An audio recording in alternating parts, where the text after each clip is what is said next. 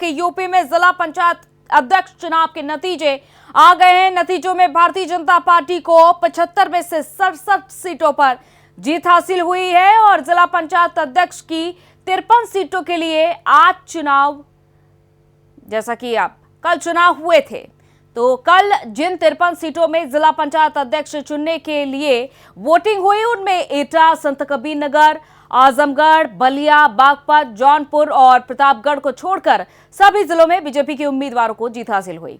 वहीं विपक्षी समाजवादी पार्टी के उम्मीदवारों ने एटा, बलिया, संत कबीर नगर और आजमगढ़ में जीत हासिल की है, तो जौनपुर सीट पर निर्दलीय प्रत्याशी में देखा जा रहा है कि जीत दर्ज की है। तो वहीं बागपत में राष्ट्रीय लोक दल आरएलडी और प्रतापगढ़ में जनसत्ता दल के उम्मीदवार ने जीत दर्ज की है। इससे पहले 22 जिलों में जिला पंचायत अध्यक्ष का निर्विरोध निर्वाचन हुआ था, जिसमें 21 सीटों पर बीजेपी और इटावा की सीट पर सपा के उम्मीदवार ने जीत दर्ज की थी और इस तरह टोटल 67 जिलों में बीजेपी ने जीत हासिल की है, तो वहीं 5 जिलों में सपा ने जीत हासिल की है, जिसमें कि एक सीट पर जनसत्ता दल और राष्ट्रीय लोक दल और एक सीट पर निर्दलीय को जीत हासिल हुई है। तो किस सीट पर हुई किसकी जीत, ये हम आपको ग्राफिक्स के जरिए बता रहे हैं। कहां से किसने जीत हासिल की है। कुशीनगर से बीजेपी सावित्री देवी जीती है और सुल्तानपुर से बीजेपी प्रत्याशी उषा सिंह जीती है। अंबेडकर नगर से श्याम सुंदर वर्मा विजयी हुए हैं बीजेपी से। संजय चौधरी बस्ती से जीते हैं बीजेपी से। सपा के विजय यादव ने आजमगढ़ से जीत हासिल की है। रेखा नागर ने बीजेपी से हापुड़ में जीत हासिल की है। आरती रावत बीजेपी से लखनऊ में जीती हैं। वहीं कन्नौज में बीजेपी से प्रिया शाक्य जीती हैं। फर्रुखाबाद में मोनिका यादव की जीत हुई है बीजेपी से। तो कुछ इसी तरीके से कल के ये नतीजे रहे हैं और इसके बाद से सभी में खुशी की लहर देखी जा रही है। प्रधानमंत्री नरेंद्र मोदी, केंद्रीय गृह मंत्री अमित शाह, रक्षा मंत्री राजनाथ सिंह और बीजेपी के राष्ट्रीय अध्यक्ष जेपी नड्डा ने कल की जीत का श्रेय मुख्यमंत्री योगी आदित्यनाथ और पार्टी के कार्यकर्ताओं को दिया है। प्रधानमंत्री ने ट्वीट कर कहा है कि यूपी जिला पंचायत चुनाव में बीजेपी की शानदार विजय विकास, जनसेवा और कानून के राज के लिए जनता जनार्दन का आशीर्वाद दिया हुआ है। वहीं अमित शाह ने ट्वीट कर कहा है कि उत्तर प्रदेश पंचायत अध्यक्ष चुनाव में बीजेपी ने जिस तरीके से जीत हासिल की है, भव्य जीत है और योगी आदित्यनाथ और स्वतंत्र देव सिंह और सभी कार्यकर्ताओं को बधाई। तो पीएम नरेंद्र मोदी और योगी के नेतृत्व में भाजपा सरकार प्रदेश के किसान, गरीब और वंचित वर्ग की आकांक्षाओं को पूरा कर प्रगति के नए मापदंड स्थापित करती रहेगी। और उधर राजनाथ सिंह ने भी जीत का श्रेय सीएम योगी आदित्यनाथ को देते हुए कहा कि उत्तर प्रदेश जिला पंचायत चुनाव में बीजेपी की प्रभावी जीत के लिए मैं मुख्यमंत्री योगी आदित्यनाथ और बीजेपी प्रदेश अध्यक्ष स्वतंत्र देव सिंह समेत पूरे प्रदेश इकाई को हार्दिक बधाई देता हूं।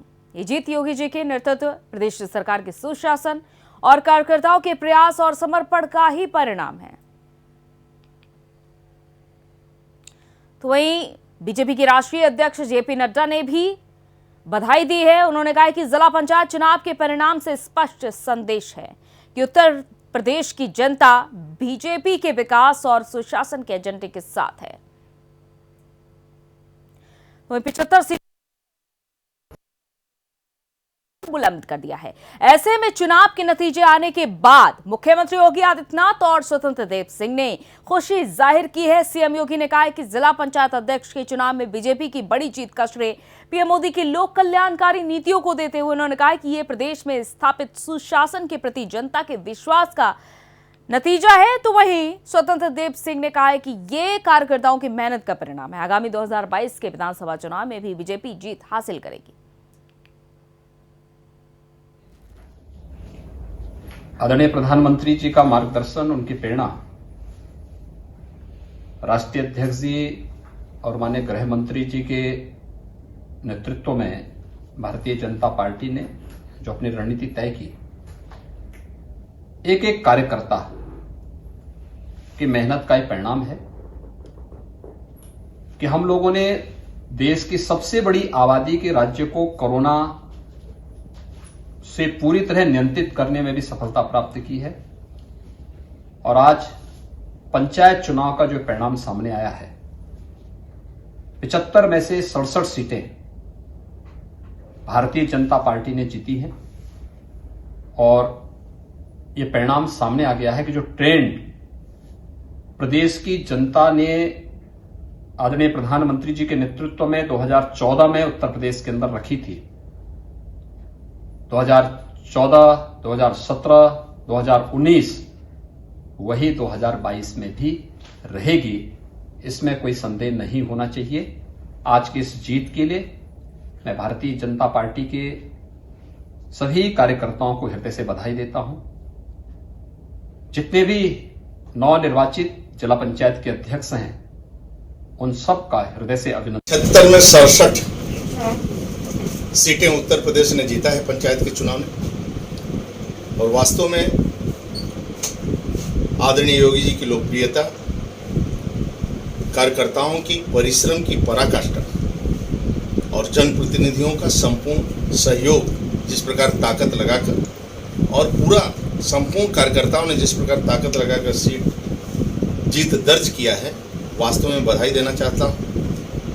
और वास्तव में जो जीत हुई, जिला पंचायत अध्यक्ष जो जीते हैं, ये गरीबों की सेवा के लिए हम लोग जीते हैं, गरीबों के कल्याण के लिए जीते हैं। आदरणीय मोदी जी की लोकप्रियता, उनकी जन कल्याणकारी योजनाएं, आदरणीय योगी जी की लोकप्रियता, उनकी जन कल्याणकारी नीतियाँ, योजना जो है, जिसके कारण हम लोग जीत मिली है, और कार्यकर्ताओं के परिश्रम की पराकाष्ठा के कारण जीत मिली। यही एक चुनाव नहीं, मैं स्नातक शिक्षक भी जीता, एमएलसी के भी चुनाव जीते, जितने उपचुनाव हुए वो जीते, आज पंचायत भी हम लोग जीतेंगे। आगे 2022 का भी चुनाव हम सब जीतेंगे, कार्यकर्ताओं के दम पर और जनता के आशीर्वाद से।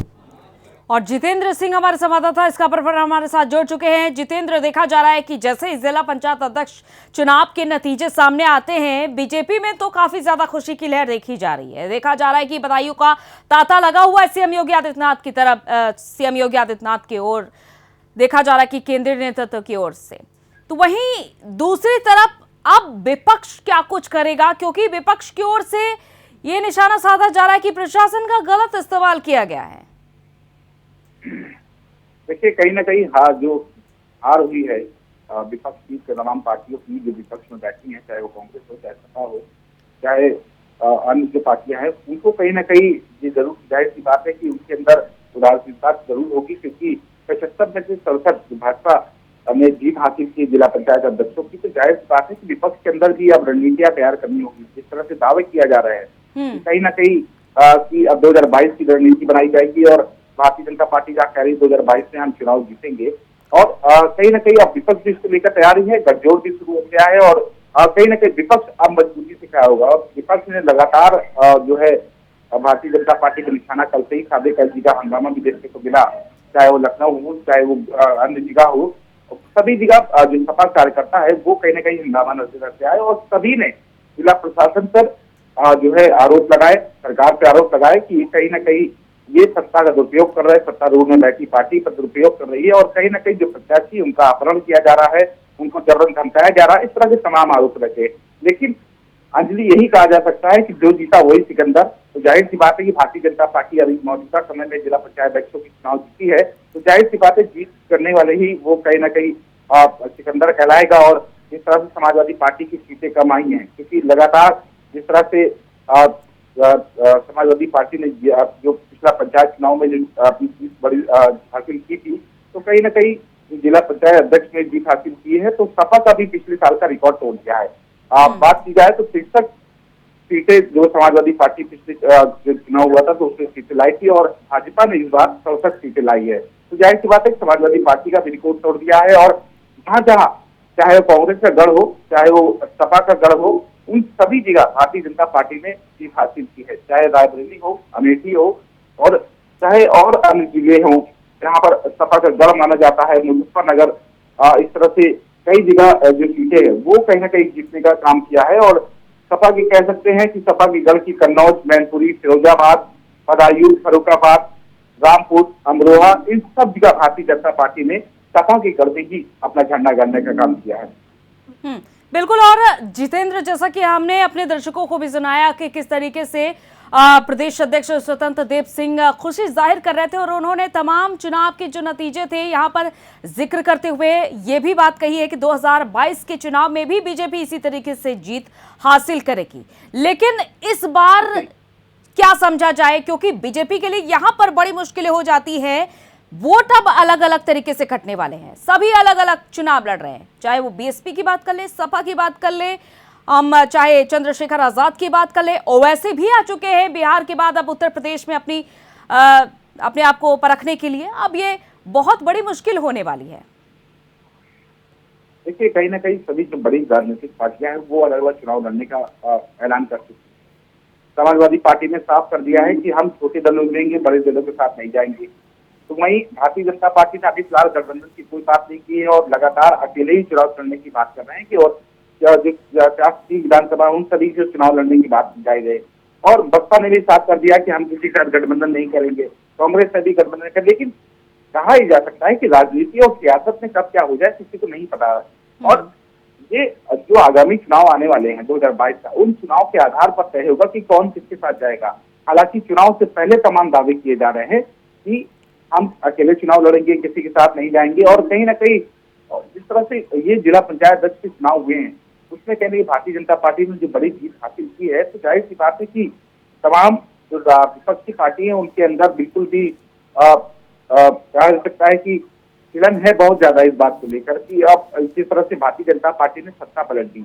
और जिला पंचायत चुनाव में जो अध्यक्ष चुनाव के हुए हैं उसमें कहीं ना कहीं जीत हासिल की। तो विपक्ष भी अब तैयार होगा, विपक्ष भी तैयारी करेगा और विपक्ष भी लगातार जो है अंदर समीकरण बात कल आम आदमी पार्टी के जो सांसद थे संजय सिंह भी मिले थे अखिलेश यादव से, तो वहीं सुहेल समाज पार्टी के राष्ट्रीय अध्यक्ष ओम प्रकाश राजभर ओवैसी इस सब एक साथ मिले हैं। और ओम प्रकाश राजभर ने तो बड़ा पासा फेंक दिया। उन्होंने साफ से कहा कि हमारे साथ जो आएगा उसमें कहीं ना कहीं 5 साल में 5 मुख्यमंत्री बनाएंगे, 20 डिप्टी सीएम बनाएंगे। तो सभी राजनीतिक पार्टियां जद्दोजहद में जुट गई कि 2022 में कैसे चुनाव लड़ा जाए। 7 महीने का समय बचा है और 7 महीने के समय में उत्तर प्रदेश सरकार भी लगातार काम कर रही है और दावे भी कर रही है कि हम 2022 में बड़ी रणनीति के साथ कहीं न कहीं जीत हासिल करेंगे।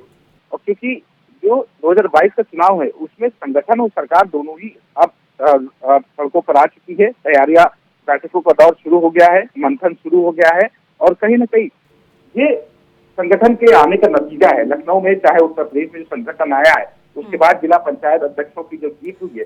बिल्कुल, लेकिन जितेंद्र, इन नतीजों को लेकर सपा का ये कहना है कि हमारे सदस्यों की संख्या ज्यादा थी जब पंचायत चुनाव हुए थे, लेकिन ये चुनाव इनडायरेक्ट होते हैं, यानी कि सदस्य ही चुनते हैं जिला अध्यक्षों को।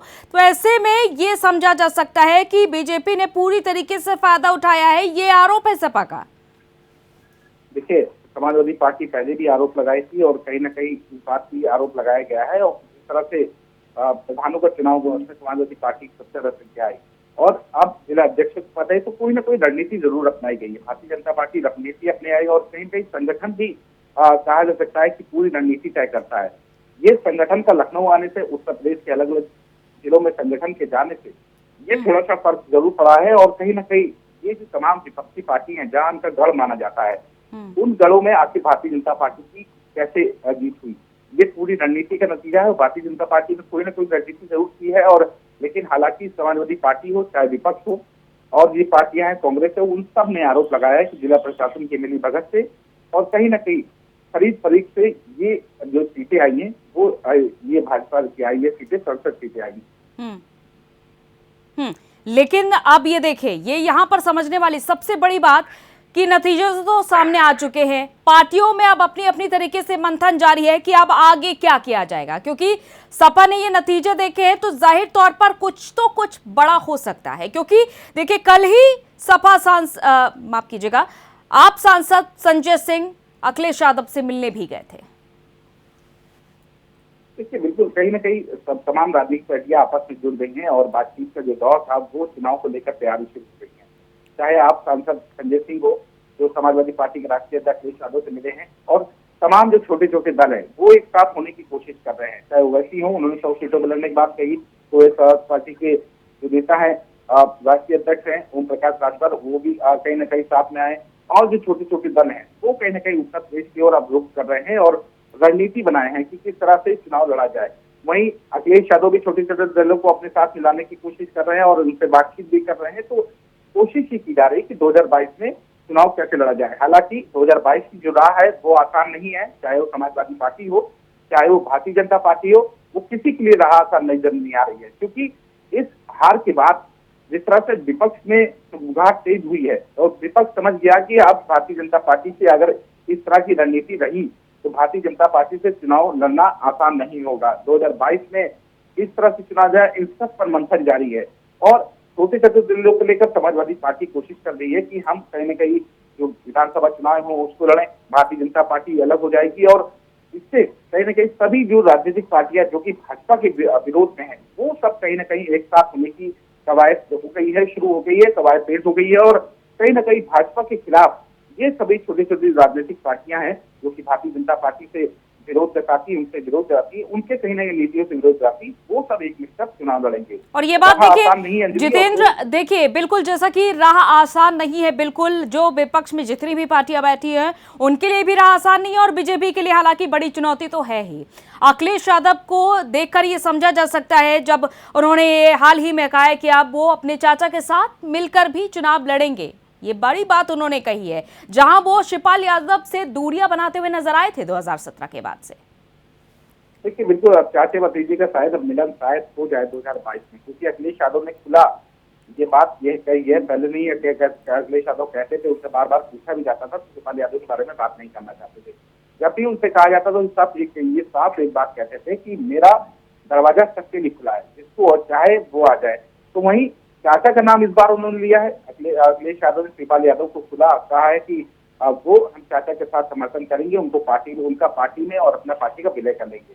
हालांकि समाजवादी पार्टी से लेकिन विलय कर लेंगे और जो चाचा चाहते हैं शिवपाल यादव, जसवंत नगर सीट चाहते हैं, वो सीट समाजवादी पार्टी नहीं लड़ेगी, वहां से नहीं लड़ेगी। केवल जो चुनाव होने वाले हैं उसमें कहीं शिवपाल यादव की पार्टी जो जसवंत नगर है उसको छोड़ दिया जाएगा, समाजवादी पार्टी नहीं लड़ेगी।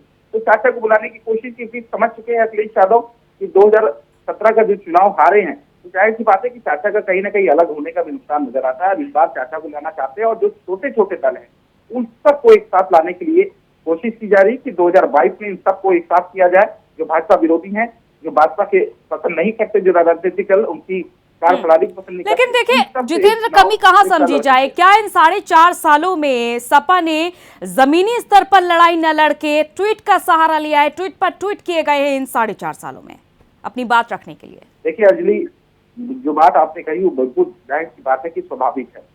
और जिस तरह से विधानसभा चुनाव में हार हुई थी 2017 में, तो उस तरह से समाजवादी पार्टी उसके बाद ज्यादा सक्रिय नहीं रही। हालांकि बीच में सक्रिय रही, कई मुद्दों को उन्होंने उठाया, लेकिन समाजवादी पार्टी वही बसपा सुप्रीमो मायावती की जो नीति है उस पर भी कहने का ट्वीट करके अखिलेश यादव लगातार विपक्ष पर हमला करते रहे, प्रेस कॉन्फ्रेंस में हारते रहे, लेकिन जमीनी स्तर से नहीं आया। लेकिन अब इस समय सक्रियता समाजवादी पार्टी और कांग्रेस दोनों की ही दिखाई दे रही है और कहीं ना कहीं हर मुद्दे को कोशिश की जा रही है कि इस तरह से चुनाव लड़ा जाए, 2022 का लड़ा जाए। और क्योंकि जिस तरह से 11 पंचायत को अध्यक्ष को हटाया था समाजवादी पार्टी में, तो कहीं ना कहीं इस बार कार्यकर्ताओं में भी समाजवादी पार्टी की जो राष्ट्रीय अध्यक्ष का डर दिखाई दिया और वो सड़कों पर जाए। कई जगह उत्तर प्रदेश में हंगामा हुआ जिला पंचायत अध्यक्षों के चुनाव के दौरान। तो ये कहीं ना कहीं कोशिश की जा रही है कि 2022 में हम कैसे चुनाव लड़ें और क्या भारतीय जनता पार्टी विरोधी नीतियां है उसको लेकर हम जाए। और छोटे छोटे दलों को जाति समीकरण एक महत्वपूर्ण है, जाति समीकरण के आधार पर ही इस बार जो चुनाव का होगा वो फोकस होगा। क्योंकि जिस तरह कहा जा सकता है कि धर्म के नाम पर चुनाव लड़ना, वो भारतीय जनता पार्टी भी मुझे लगता है कि इस बार वो रणनीति नहीं अपनाएंगे। जाति समीकरण के आधार पर ये चुनाव हो सकता है। चलिए जितेंद्र, आप बने रहिए हमारे साथ। और अखिलेश यादव ने इस नतीजे के बाद क्या कुछ कहा है ये भी हम अपने दर्शकों को बता देते हैं। अखिलेश यादव ने कहा है, जिस तरीके से जो नतीजे सामने आए 53 जिलों में, अखिलेश यादव ने कहा है कि सत्ता का बदरंग चेहरा दिखा है, धन बल बाहुबल का सहारा दिखा है और धांधली का जवाब जनता 2022 में देगी। बीजेपी ने लोकतंत्र का मजाक बनाया है।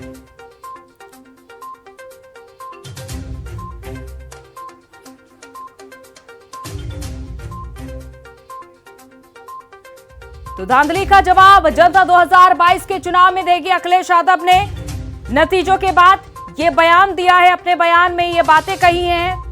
तो लगातार ये देखा जा रहा है कि सपा की ओर से इस हार के बाद से तमाम बयानबाजियों का दौर जो जारी है। अभी देखना होगा कि आखिर 2022 की रणनीति सपा की ओर से किस तरीके से बनाई जाती है। तमाम तरीके की हलचल उत्तर प्रदेश में देखी जा सकती है इस वक्त। जैसे ही कल नतीजे सामने आ रहे थे, आप सांसद संजय सिंह अखिलेश यादव से मिलने सपा के पार्टी कार्यालय पहुंचे, बातचीत हुई दोनों के बीच और जो तस्वीर सामने आई उसमें साफ तौर पर समझा जा सकता था दोनों की चेहरे की मुस्कुराहट देखते हुए कि कुछ तो नया जरूर होने वाला है। दूसरी तरफ ये देखा जा रहा है कि जिला पंचायत के जब चुनाव हुए थे तो सपा ने अपना परचम लहराया था, लेकिन जब जिला पंचायत अध्यक्षों के चुनाव हुए तो बीजेपी का दबदबा रहा है। और लखनऊ से जितेंद्र सिंह हमारे साथ लगातार बने हुए हैं। जितेंद्र, जैसा कि अभी तक हम सपा को लेकर बातचीत कर रहे हैं कि आखिर सपा कहां कमजोर रह गई। अब देखिए, अखिलेश यादव ने ये तमाम बातें कही अपने बयान के दौरान कि जनता 2022 में इस धांधली का, यहां पर एक शब्द है धांधली का जवाब देगी। बीजेपी ने लोकतंत्र का मजाक बनाया है। अखिलेश यादव ने अपने बयान में ये बातें कही हैं। देखिए, चाहे बीडीसी चुनाव हो, चाहे वो पंचायत चुनाव हो, अध्यक्ष को चुनाव हो, और कहीं न कहीं जो छोटे जो है उपचुनाव हुए हैं, उससे कहीं न कहीं विपक्षी पार्टी हमेशा जो है सत्तारूढ़ पार्टी जो है भारतीय जनता पार्टी के निशाना साधने का काम करती है। तो वहीं समाजवादी पार्टी के राष्ट्रीय अध्यक्ष अखिलेश यादव ने जिस तरह से कहा है कि बीजेपी का जो धांधली करके उन्होंने जीत हासिल की, उसका जवाब 2022 में दिया जाएगा। तो जाहिर सी बात है कि विपक्ष का काम है और विपक्ष इस तरह के आरोप लगाता रहता है। तो जाहिर सी बात है कि इन सब को लेकर अब 2022 में जो समीकरण है उसको तैयार करना होगा, क्योंकि जिस तरह से आम आदमी पार्टी के राज्यसभा सांसद संजय सिंह मिले थे, तो हालांकि उन्होंने मीडिया से बात करते हुए जरूर कहा है कि वो शिष्टाचार भेजी, लेकिन अंदर समय में कुछ और ही चल रहा है। क्योंकि पहली बार विधानसभा चुनाव में कूदने जा रही है आम आदमी पार्टी, और कहीं न कहीं ये सब मिलकर कोशिश कर रहे हैं कि हम ज्यादा से ज्यादा सीटें जीते 2022 में। लेकिन जो राह है वो आसान नहीं नजर आ रही है, चाहे विपक्षी पार्टी हो चाहे वो सत्तारूढ़ पार्टी हो, उन दोनों के लिए राह आसान नहीं नजर आ रही, क्योंकि कोरोना संक्रमण की दूसरी लहर भारतीय जनता पार्टी की बात करें, दूसरी लहर के दौरान तमाम कमियां पाई गई थी, जिसको सुधारने में संगठन ने निर्देशित किया था। संगठन ने कई काम बताए थे कि कहीं ना कहीं उसको उत्तर प्रदेश में करना चाहिए, तभी शायद 2022 को हम रोड मैप तैयार कर पाएंगे। तो वही विपक्षी पार्टी भी लगातार कोशिश कर रही है कि हम 2022 में किस तरह से जीत हासिल करें। लेकिन देखिए, जिस तरीके से जितेंद्र जब हार का सामना करना पड़ता है विपक्ष को, तुरंत ये आरोप लगाए जाते हैं कि बीजेपी ने धांधली करी है। जब विपक्ष के पक्ष में नतीजे आते हैं तब पारदर्शिता फिर कहां से हो जाती है, ये भी सबसे बड़ी बात है। देखिए अंजलि, विपक्ष का काम है और कहीं ना कहीं आरोप नहीं लगाएगा तो विपक्ष कैसे कहलाएगा, और विपक्ष मजबूत होगा तभी शायद कहा जाता है कि उत्तर प्रदेश समेत या कोई भी राज्य हो उससे कहीं ना कहीं विकास होता है। तो जाहिर सी बात है विपक्ष का काम है। विपक्ष हालांकि अपनी हार को स्वीकार चुका है, और कहीं ना कहीं जिस तरह से इस बार जिला पंचायत अध्यक्षों में जो भारतीय जनता पार्टी ने जीत हासिल की, संसद जीत हासिल की है, समाजवादी पार्टी का भी उन्होंने रिकॉर्ड तोड़ दिया है। 63 सीटें जीती थी समाजवादी पार्टी जिला पंचायत अध्यक्षों में पिछली बार, तो इस बार संसद जीते। तो जाहिर सी बात है कि वो जीत भारतीय जनता पार्टी चाहे वो किसी भी आधार पर लिया हो, वो कहीं ना कहीं उनकी अपनी नीति है और उस नीति पे चले। और हालांकि समाजवादी पार्टी इस बीच सक्रिय रही है, चाहे पंचायत चुनाव के रिजल्ट की घोषणा की बात की और जिला पंचायत अध्यक्ष चुनाव होने वाले हैं, उससे पहले गिनती से पहले ही कई बार राज्य निर्वाचन आयोग से समाजवादी पार्टी का डेलीगेशन मिला था, और कहीं न कहीं आरोप लगाया कि जबरन प्रत्याशियों को धमकाया जा रहा है, उनका अपहरण किया जा रहा है और उनको खरीद फरोख्त में शामिल किया जा रहा है। तो इस तरह के कई आरोप लगाए थे। तो हालांकि उन जो चीजें थी जो राज्य निर्वाचन आयोग से मिले, जितेंद्र, ये देखिए 2017 में जब विधानसभा चुनाव के नतीजे सामने आए थे, जब बीजेपी ने जीत हासिल की थी, तब भी मुलायम सिंह यादव ने और साथ ही साथ शिवपाल सिंह यादव ने ये बात कही थी कि यही नतीजा होता है जब बड़ों की बात नहीं मानी जाती है। तो क्या अभी भी यही समझा जाए कि अखिलेश यादव अभी भी अपनी ही मन की सुन रहे हैं, अपनी ही कर रहे हैं? देखिए अंजलि, 2022 का जो चुनाव है उससे पहले पता चल जाएगा कि अखिलेश यादव क्या अपनी मन की कर रहे हैं या नहीं कर रहे। हालांकि जो बड़ों की बात कही जा रही है, शिवपाल यादव चाहे कह रहे हो, चाहे वो सपा संरक्षक मुलायम सिंह यादव कह रहे हो, उनसे कहीं ना कहीं अखिलेश यादव को ये कहा था कि बड़ों की बात नहीं मानेंगे तो जाहिर सी बात है चुनाव जिस तरह से आ रहे हैं वो कहीं ना कहीं नुकसान होगा। देखिए एक्सपीरियंस की कहा जा सकता है कि अनुभव बहुत बड़ी चीज है। समाजवादी पार्टी के संरक्षक मुलायम सिंह यादव और कहीं ना कहीं जो बसपा राष्ट्रीय अध्यक्ष है शिवपाल सिंह यादव, उनको एक्सपीरियंस तो है ही, अनुभव तो है ही है, और अनुभव के आधार पर वो कई चुनाव लड़ चुके हैं और ऐसे ही भी वो बड़े राजनेता बने हैं। तो जाहिर सी बात है कि अखिलेश यादव पहली बार मुख्यमंत्री बने थे और कहीं ना कहीं उसके बाद उनको दूसरी हार का सामना करना पड़ा। तो जाहिर सी बड़ों का अनुभव बहुत काम आता है और अनुभव के आधार पर ही कहीं ना कहीं चुनाव जो है वो लड़ना चाहता है। तो अखिलेश यादव ने फिलहाल अपने चाचा को अपने खेमे में बुलाने के लिए कह दिया है और कहीं ना कहीं उनका स्वागत भी किया है। अब देखते हैं कि 2022 से जो चुनाव है, जैसे ही सरकार का कार्यकाल खत्म होगा, क्या शिवपाल यादव को चाचा जो अखिलेश यादव के हैं उनको लाया जाएगा और कहीं ना कहीं उनका पार्टी का विलय किया जाएगा, और कौन कौन सी पार्टी समाजवादी पार्टी के साथ जाएगी। अगर अनुभव ले लेते हैं, चाहे वो शिवपाल यादव का या सपा संरक्षक मुलायम सिंह यादव का, उन दोनों का अनुभव ले लेते तो 2022 में क्या समाजवादी पार्टी सरकार बना पाएगी ये तो समय बताएगा। लेकिन भारतीय जनता पार्टी बीच में पुरजोर कोशिश कर रही है, हर स्तर पे कोशिश कर रही है, क्योंकि जो चुनाव भारतीय जनता पार्टी ने कभी उत्तर प्रदेश में नहीं लड़े, चाहे वो शिक्षक चुनाव हो, चाहे वो जो विदेशी चुनाव थे वो चुनाव हो, चाहे उपचुनाव हो, उन सब में हिस्सेदारी की और कहीं ना कहीं वो जीत भी हासिल की है। अब देखते हैं कि जिनको भारतीय जनता पार्टी जिन चुनाव को इग्नोर कर रही थी उसमें भी जीत हासिल की है, अब जिला अध्यक्ष को चुनाव जीत हासिल कर ली है। तो जाहिर सी बात है कि अब दोनों की राह आसान नहीं है, दोनों ही कोशिश करेंगे 2022 में बहुमत से सरकार लाई जाए। लेकिन इस बीच में कहा जा सकता है कि पूर्वांचल में दबदबा जो चल रहा था, कहा जाता है बाहुबलियों का दबदबा होता है पूर्वांचल में, और कहीं ना कहीं जिला अध्यक्ष के चुनाव में संजय सिंह की पत्नी जिस तरह से हासिल की, बिल्कुल। लेकिन ये देखा जा सकता है, देखिए जितेंद्र, जो अभी तक बीजेपी की रणनीति रही है कि छोटे दलों को लेकर आगे बढ़ना है, सपा भी अब उसी रणनीति के चलते आगे बढ़ रही है। ये देखना होगा कि आखिर राह किसकी आसान होती है। बहुत बहुत शुक्रिया तमाम जानकारी के लिए जितेंद्र।